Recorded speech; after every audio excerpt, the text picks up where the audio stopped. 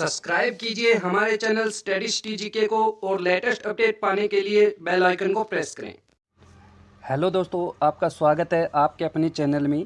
आज करने वाले हैं दोस्तों हम हरियाणा की ऊर्जा संसाधन। तो दोस्तों हमने फिर से वही काम किया, यूट्यूब पे हमने सर्च करके देखा, इस टॉपिक से रिलेटेड कोई भी वीडियो हमें नहीं मिला, तो हम ये वीडियो आपको कराने वाले हैं और इससे 100% HSSC में क्वेश्चन पूछे जाते हैं। आपको बिल्कुल डिटेल से अच्छे तरीके से सिस्टमेटिक ढंग से मैं कराऊँगा ये वीडियो, और इसमें आपको सारी चीज़ें, सारे डाउट क्लियर करूँगा। तो छोटी सी वीडियो बनेगी दोस्तों, वीडियो को पूरा देखना। तो करते हैं शुरू वीडियो को। यहाँ पर है दोस्तों, देखो थोड़ा सा एक दो चीज़ मैं आपको पहले बता देता हूँ, फिर हम शुरू करेंगे, ठीक है, ऊर्जा संसाधनों के बारे में। पहले उनके बारे में कुछ डिटेल से पढ़ लेते हैं। राज्य के गठन के समय राज्य को ऊर्जा प्राप्ति पूर्ण रूप से हो रही थी, ठीक है दोस्तों, पूर्ण रूप से हो रही थी, परंतु उस ऊर्जा के उपयोग के लिए उचित संसाधन उपलब्ध नहीं थे, ठीक है। आज के टाइम में भी इतने उचित संसाधन उपलब्ध नहीं है हरियाणा के अंदर, बट फिर भी है, अभी तो है, लेकिन शुरुआत में गठन के समय नहीं था कुछ इतना ज़्यादा, जिस कारण इंद्रप्रस्थ तापीय विद्युत संयंत्र और भाखड़ा नांगल बांध विद्युत परियोजना आदि से प्राप्त होने वाली ऊर्जा का उपयोग, जो प्रयोग या उपयोग है, वो दूसरे राज्य करते थे मुफ्त में, ठीक है, बिल्कुल फ्री में करते थे कि इनके तो काम आ नहीं रही, हमें दे दो भाई ये ऊर्जा, ठीक है। आगे है, हरियाणा राज्य में ऊर्जा संसाधनों के विकास के लिए अगस्त 1997 में राज्य विद्युत बोर्ड का पुनर्गठन किया गया, परंतु फिर भी ऊर्जा संसाधनों के प्रयोग का अभाव रहा, ठीक है, जिस कारण हरियाणा सरकार ने 15 अगस्त 1998 को HPGCL, Haryana power generation corporation limited, इसकी फुल फॉर्म होती है दोस्तों, की स्थापना की। और क्या किया, इसके अधीन ही कर दिया सब कुछ, ऊर्जा से संबंधित चीज़ें राज्य विद्युत अध्ययन को HPGCL के अधीन कर दिया। इस प्रकार वर्तमान में राज्य में ऊर्जा संसाधनों का प्रयोग HPGCL के द्वारा किया जाता है। तो अगर कहीं पर भी आपको क्वेश्चन पूछा जाता है कि हरियाणा के अंदर या हरियाणा राज्य के अंदर ऊर्जा संसाधनों का प्रयोग किसके द्वारा किया जाता है, तो HPGCL के द्वारा किया जाता है। फुल फॉर्म भी आपको याद होनी चाहिए, हो सकता है कभी शॉर्ट फॉर्म देके फुल फॉर्म पूछ ली जाए आपसे। तो राज्य में लगभग 8000 मेगावाट विद्युत का उत्पादन होता है, ठीक है, थोड़ा बहुत कम बत्ती भी हो सकता है, लेकिन लगभग इतना होता है। राज्य में ऊर्जा उत्पादन के लिए अनेक संयंत्र, दोस्तों ये संयंत्र है, संयंत्र नहीं है, संयंत्र स्थापित किए गए, जो इस प्रकार। अब दोस्तों इंपॉर्टेंट पार्ट आ गया है हमारा, इसको पढ़ते बिल्कुल ध्यान से पढ़ना, बिल्कुल रूटीन से पढ़ना दोस्तों, बीच में स्किप न करें वीडियो को, वरना तो आपका ही लॉस होगा, ठीक है। तो आगे करते हैं शुरू। आगे है देखो, ऊर्जा संसाधन 2-3 प्रकार के हैं अपने हरियाणा में। एक तो तापीय विद्युत संयंत्र, सबसे ज़्यादा तो तापीय विद्युत संयंत्र है। आपको मैं क्लियर कर दूं, तापीय विद्युत संयंत्र किसे कहते हैं। तापीय विद्युत संयंत्र कहते हैं जो कोयले के द्वारा ऊर्जा प्राप्त की जाती है, उसको तापीय विद्युत संयंत्र कहते हैं। इसीलिए मैंने यहाँ पर आपको कोयला भी दिखा दिया है, ठीक है, वरना सीधा नाम तो इसका यही है, पानीपत तापीय विद्युत संयंत्र, ठीक है, ध्यान रखना आपको। स्थान, ये तो नाम से ही पता चलता है कहाँ पर है, पानीपत में ही है, लेकिन फिर भी हम पढ़ते हैं, इसको अच्छे से पढ़ेंगे। इसकी स्थापना पानीपत शहर से 18 किलोमीटर दूर असान गांव या असाना गांव में की गई, ठीक है।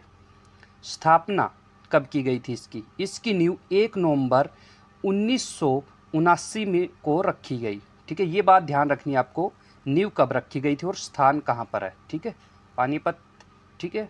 आपको पता लग जाएगा ऑप्शन के हिसाब से, पानीपत आता है या फिर ये गांव का नाम भी आपको याद रखना, क्योंकि डीप में आजकल जाने लग गए अच्छे से के क्वेश्चन। परंतु इसमें विद्युत का उत्पादन 1982 से शुरू हुआ था, ठीक है। क्षमता इसकी जान लेते हैं। विद्युत उत्पादन के लिए इसमें 8 इकाइयाँ स्थापित की गई है, जिनकी विद्युत उत्पादन क्षमता है 1367 मेगावाट। ये बात आपको ध्यान रखनी इंपॉर्टेंट है, 1300 मेगावाट इसकी उत्पादन क्षमता है। इसमें कोयले की आपूर्ति महानदी कोलफील्ड लिमिटेड कंपनी द्वारा की जाती है, अतः राज्य को विद्युत की प्राप्ति पानीपत विद्युत संयंत्र से होती है। तो दोस्तों आपको क्लियर हुआ होगा, यहाँ पर फिर से मैं रिपीट कर देता हूँ जल्दी से। स्थान कहाँ पर है, पानीपत शहर। अगर ऑप्शन में पानीपत शहर नहीं मिलेगा, पर्टिकुलर कोई गांव का ही नाम दे तो आसान गांव हो जाएगा, ठीक है। स्थान जो है स्थापना जो है वो स्थापना की गई थी 1 नवंबर 1979 को, ठीक है। और क्षमता जो है 1367 मेगावाट है। इसको कोयले की आपूर्ति कौन करवाता है? कोयले की आपूर्ति करवाता है महानदी कोलफील्ड लिमिटेड कंपनी, ठीक है। कहाँ की है ये कंपनी? ये है उड़ीसा की कंपनी है। और अगर पूछा जाए कि जो अपना हरियाणा राज्य है उसको जो विद्युत की प्राप्ति होती है वो किस संयंत्र से की जाती है, तो वो पानीपत विद्युत संयंत्र से ही की जाती है पूरी हरियाणा के अंदर। ये बात ध्यान रखें आप, ठीक है। आगे चलते हैं। आगे है, ये भी तापीय विद्युत संयंत्र ही है दोस्तों, राजीव गांधी तापीय विद्युत संयंत्र। इंपॉर्टेंट है ये संयंत्र भी, ठीक है। इसकी स्थापना हिसार के समीप खेदार गांव में की गई। स्थापना इसकी की गई थी अप्रैल 2010 में। इंपॉर्टेंट है, याद रखना, ठीक है। काफ़ी बार एग्जाम में आ चुका है ये क्वेश्चन। क्षमता जो है इसकी 2 इकाइयाँ स्थापित की गई है, जिनकी जो उत्पादन क्षमता है वो 1200 मेगावाट है। इसे भी महानदी कोलफील्ड लिमिटेड कंपनी द्वारा ही कोयले की आपूर्ति की जाती है। और एक बात और ध्यान रखें इसके बारे में आप, यह उत्तर भारत की प्रथम मेगा परियोजना घोषित की गई है, ठीक है दोस्तों।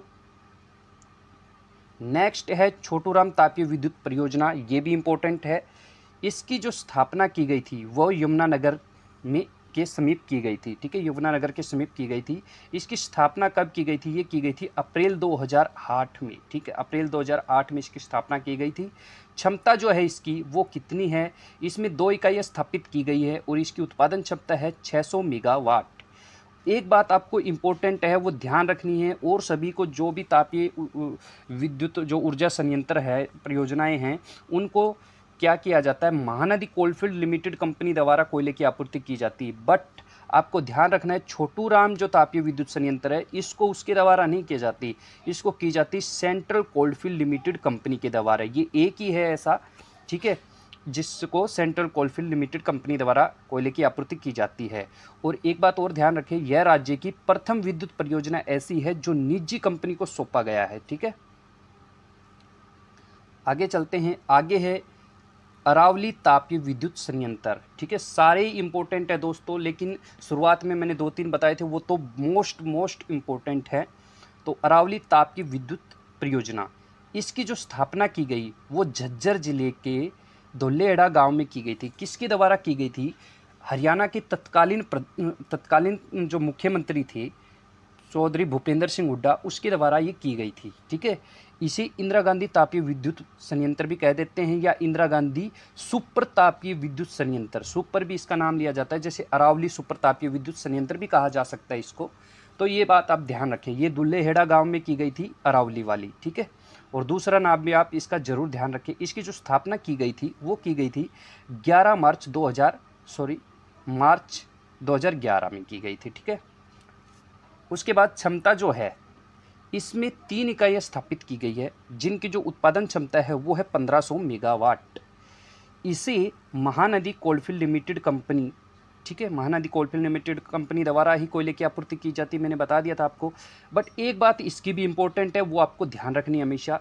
ये संयुक्त संयंत्र एक प्रकार का, जिसमें एनटीपीसी, एचपीजीसीएल और आईपीजीसीएल का संयुक्त उपकरण है। एचपीजीसीएल तो Haryana power generation corporation limited था, और आईपीजीसीएल का मतलब Indraprastha power generation corporate limited, ठीक है दोस्तों। आगे चलते हैं। आगे है महात्मा गांधी तापीय विद्युत परियोजना। अब देखो, महात्मा गांधी और इंदिरा गांधी, अभी जो पीछे वाली थी इंदिरा गांधी, जिसको अरावली भी हम बोलते हैं, इंदिरा गांधी और महात्मा गांधी, एक ट्रिक बना लो, इंदिरा गांधी और महात्मा गांधी दोनों ही झज्जर में है, बस इतना ध्यान रखो आप। इसकी जो स्थापना थी ये झज्जर के झाड़ली गांव में, ठीक है, ये झाड़ली गांव में है, और वो कहाँ पर है? दुल्लेहुड़ा गांव के अंदर है। स्थापना कब की गई थी? वो की गई थी मार्च में, वो पहले की गई थी, ये अगस्त में 2011 में, ये भी चौधरी भूपेंद्र सिंह हुड्डा के द्वारा ही की गई थी इसकी स्थापना। क्षमता जो है इसकी कुल विद्युत क्षमता जो है वो 1320 मेगावाट है। इसे भी महानदी कोलफील्ड लिमिटेड कंपनी द्वारा ही कोयले की आपूर्ति की जाती है दोस्तों, ठीक है। नेक्स्ट चलते हैं। नेक्स्ट है तापीय विद्युत परियोजना। अगली तापीय विद्युत परियोजना है हमारी गैस आधारित तापीय विद्युत परियोजना, ठीक है, गैस पे आधारित। ध्यान रखना है इसको भी। स्थान क्या है? स्थान है फरीदाबाद जिले में, ठीक है। स्थापना 2014 में राज्य सरकार ने इसकी घोषणा की थी कि ये बनाई जाएगी, स्थापित की जाएगी। पर्टिकुलर इसका नहीं पता कि कब ये स्थापित होगी, कब कैसे होगा, लेकिन ये आपको ध्यान जरूर रखना है। इसकी कुल विद्युत उत्पादन क्षमता 1500 मेगावाट ये घोषित कर रखा है कि 1500 मेगावाट होगी। ठीक है दोस्तों। आगे है जल विद्युत परियोजना। ये अब जल विद्युत परियोजना करेंगे हम। 2 जल विद्युत परियोजना है हरियाणा के अंदर। फर्स्ट है पश्चिमी यमुना नहर विद्युत परियोजना। इसकी स्थापना यमुनानगर जिले में पश्चिमी यमुना नहर पर की गई है। ठीक है दोस्तों, यमुनानगर जिले में की गई है और पश्चिमी यमुना नहर पर ही की गई है। कहाँ पर की गई, पर्टिकुलर स्थान अगर पूछा जाए तो ये पर्टिकुलर स्थान इसका होगा हथनी कुंड। आपने नाम सुना होगा हथनी कुंड बैराज या बांध, ठीक है, और दादूपुर बांध, उन दोनों के बीच में इसकी स्थापना की गई है दोस्तों। ठीक है। आगे स्थापना, इसकी स्थापना 1986 में की गई थी। यह हरियाणा राज्य की जल आधारित प्रथम परियोजना है। ठीक है, प्रथम परियोजना है। दूसरी 1990 में की गई थी, तो वो भी हम आगे बताएंगे आपको। तो ये प्रथम है जल आधारित की। इसमें 8 इकाइयाँ स्थापित की गई है, परंतु देखा जाए तो सिर्फ 62 मेगावाट ही बिजली उत्पादन की जाती है। ठीक है, तो राज्य में सबसे कम बिजली इसी से उत्पादित की जाती है दोस्तों। ठीक है, चलते हैं नेक्स्ट आगे। आगे है ये जल विद्युत परियोजना। नेक्स्ट एक तो हमने कर ली अभी जस्ट, और आगे है क्रोई सूक्ष्म जल विद्युत परियोजना।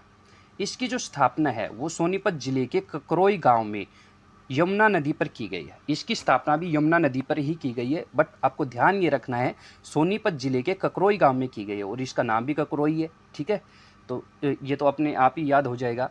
इसकी जो स्थापना की गई थी, ठीक है, वो की गई थी सन 1990 में। ठीक है, क्षमता इसमें 3 इकाइयाँ स्थापित की गई है, जिनमें से प्रत्येक की क्षमता 100 किलोवाट है। ध्यान रखना, सिर्फ 100 किलोवाट है प्रत्येक की। तीनों की तो 300 किलोवाट हो जाएगा। ठीक है, आगे है सौर ऊर्जा परियोजना। ठीक है, सौर ऊर्जा परियोजना जो है दोस्तों, देखो सौर ऊर्जा परियोजना जो है इसके अंदर सौर ऊर्जा विद्युत संयंत्र स्थापित किया गया है। कहाँ पर है, इसकी स्थापना यमुनानगर जिले के भूंदकुला गांव में की जा रही है। ठीक है, की जा रही है। इसकी जो स्थापना है वो Haryana power generation corporation limited HPGCL के द्वारा की जा रही है। ठीक है, सौर ऊर्जा की कहाँ पर की जा रही है, यमुनानगर जिले के भूतकुला गांव में। ठीक है, भूतकुला गांव में। और आगे है नाभिकीय ऊर्जा संयंत्र। इसका नाम रख भी दिया गया है दोस्तों गोरखपुर हरियाणा अणु विद्युत परियोजना। ध्यान रखना है, नया ही बना है तो ध्यान भी रखना है आपको। ठीक है, इसकी स्थापना 13 जनवरी 2014 को फतेहाबाद जिले के गोरखपुर गांव में की गई और इसकी नींव रखी थी देश के तत्कालीन प्रधानमंत्री मनमोहन सिंह के द्वारा इसकी नींव रखी गई थी दोस्तों। ठीक है, इसमें 4 इकाइयाँ स्थापित की गई हैं, जिनकी विद्युत उत्पादन क्षमता 2800 मेगावाट है, मतलब पर की 700 मेगावाट। राज्य में भिवानी अथवा हिसार में दूसरे नाभिक की विद्युत केंद्र की स्थापना हेतु योजना बनाई जा रही है। ठीक है, एक तो अपना हो गया गोरखपुर। गोरखपुर कहाँ पड़ता है, फतेहाबाद में पड़ता है दोस्तों। ठीक है, और दूसरे की भी योजना बना रहे हैं कि उसको भिवानी में किया जाए या हिसार में किया जाए। ठीक है, नाभिकीय संयंत्र को। आगे है दोस्तों पवन ऊर्जा परियोजना। अब पवन ऊर्जा परियोजना इसका कोई पर्टिकुलर नाम नहीं है, बट इसकी भी योजना बनाई जा रही है। क्या किया जा रहा है, राज्य सरकार राज्य में डेनमार्क देश के सहयोग से, क्योंकि डेनमार्क में तो आपको पता ही है पवन ऊर्जा से काफ़ी बिजली वगैरह उत्पादित की जाती है।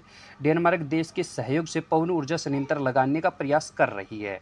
इसके लिए हरियाणा में मुख्य रूप से पंचकुला के मोरनी की पहाड़ियाँ, ठीक है, और दक्षिण में अरावली की पहाड़ियाँ। कहने का मतलब देखो, उत्तर की तरफ तो मोरनी की पहाड़ियाँ पहाड़ों पे ही काम देंगे दोस्तों, आपको पता ही है। ठीक है, और अरावली की पहाड़ियाँ दक्षिण में अरावली की पहाड़ियों से, तो पवन ऊर्जा के लिए ये उपयुक्त क्षेत्र है। इसमें क्या किया गया है, राज्य में पंचकुला, गुड़गांव और महेंद्रगढ़ जिले में बिजली उत्पादन हेतु पवन की जो पर्याप्तता है कि भाई कितनी हवा चलती है, कैसे क्या होता है, आंकने के लिए मॉनिटरिंग स्टेशन स्थापित किए गए हैं कि भाई किस प्रकार से कितनी हवा चलती है, तो वो आंका जा रहा है उसको। ठीक है, पंचकुला तो हो जाएगा उत्तर का मोरनी की पहाड़ियों में, और गुरुग्राम और महेंद्रगढ़ के अंदर क्या हो जाएगा, ये अरावली की पहाड़ियों पर हो जाएंगे। ठीक है, तो इस प्रकार से क्या होगा, मॉनिटरिंग स्टेशन स्थापित करने के बाद हमें पता लग जाएगा कि पवन ऊर्जा के संयंत्र स्थापित किए जा सकते हैं या नहीं, बिल्कुल पर्याप्तता है या नहीं। ठीक है दोस्तों, तो आज की वीडियो यहीं तक थी दोस्तों। आई होप कि आपको वीडियो हेल्पफुल लगी होगी। अगर वीडियो आपको हेल्पफुल लगी है, अच्छी लगी है, तो वीडियो को लाइक ज़रूर करना और चैनल को सब्सक्राइब ज़रूर करना। ऐसी ही वीडियो के लिए आप हमें कमेंट भी कर सकते हैं। आपको किस टॉपिक पर वीडियो चाहिए वो आप कमेंट भी कर सकते हैं दोस्तों। ठीक है दोस्तों, मिलते हैं नेक्स्ट वीडियो में। तब तक के लिए थैंक यू दोस्तों।